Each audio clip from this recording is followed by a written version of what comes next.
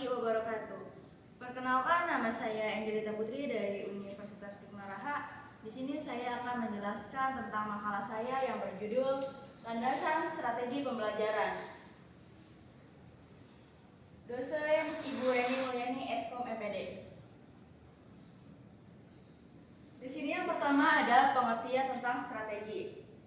Strategi berasal dari kata Yunani strategos, yaitu yang berarti jenderal. Oleh karena itu, kata strategi secara harfiah berarti seni dan jenderal.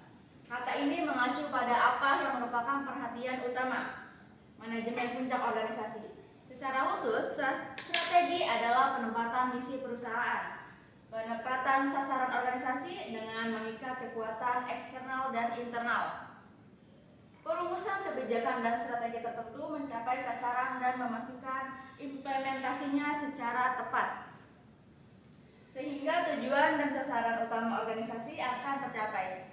Strategi adalah pendekatan secara keseluruhan yang berkaitan dengan gagasan, perencanaan, eksekusi sebuah aktivitas dalam kurun waktu tertentu.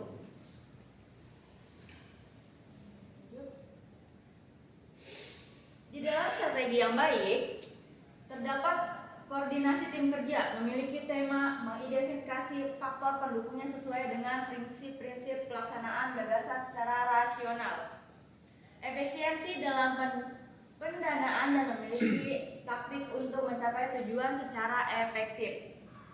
Strategi menunjukkan arahan umum yang hendak ditempuh oleh organisasi untuk mencapai tujuannya. Strategi ini juga merupakan rencana besar dan rencana penting setiap organisasi untuk mencapai tujuannya. Strategi ini merupakan rencana besar dan rencana penting. Setiap organisasi yang dikelola secara baik memiliki strategi walaupun tidak dinyatakan secara eksplisit. Nah, selanjutnya di sini ada pengertian belajar dan pembelajaran. Yang pertama kita akan membahas tentang pengertian belajar. Kata belajar sudah sering kita dengar dalam kehidupan sehari-hari. Adapun definisi yang merangkul secara umum mengenai belajar adalah proses, aktivitas, dan kegiatan yang dilakukan untuk menambah ilmu sehingga terjadi perubahan dalam pola pikir dan tingkah laku sebelum belajar dibandingkan sesudah belajar. Selanjutnya ada pengertian tentang pembelajaran.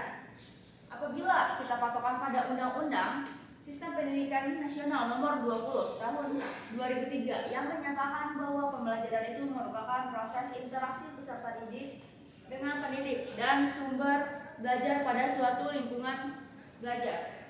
Pembelajaran merupakan proses dalam belajar itu sendiri. Namun, berbagai ahli yang berbeda pendapat mengenai pengertiannya, sama seperti definisi belajar yang sangat banyak ditemukan oleh berbagai praktisi.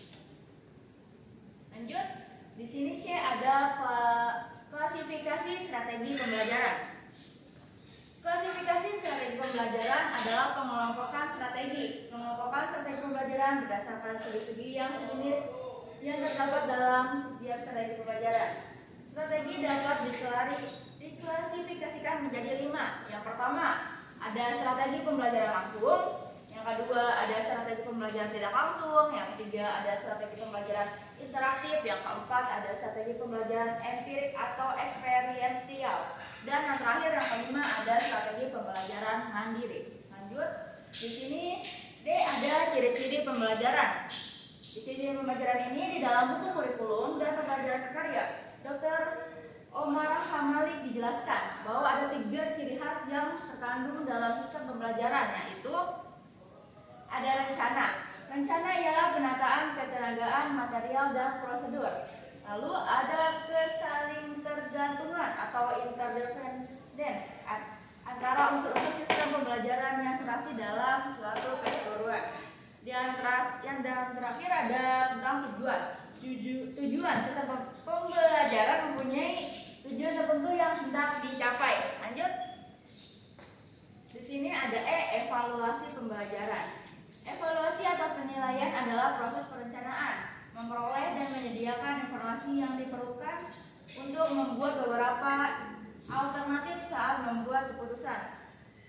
Tujuan evaluasi pembelajaran yaitu tujuan penilaian mungkin berbeda dari tujuan ujian. Penilaian sederhana digunakan untuk memperbaiki sistem, memberikan penilaian berdasarkan data yang diambil dari suatu objek atau kelompok. Sedangkan tes dapat dilakukan tanpa tujuan untuk meningkatkan nilai. Ujian juga dapat dilakukan hanya untuk menyaring dan menentukan kelas koleksi objek. Di sini ada fungsi evaluasi pembelajaran juga. Ada beberapa fitur dalam evaluasi pelatihan ini, meliputi yang pertama ada fungsi penilaian sebagai tolak ukur keberhasilan.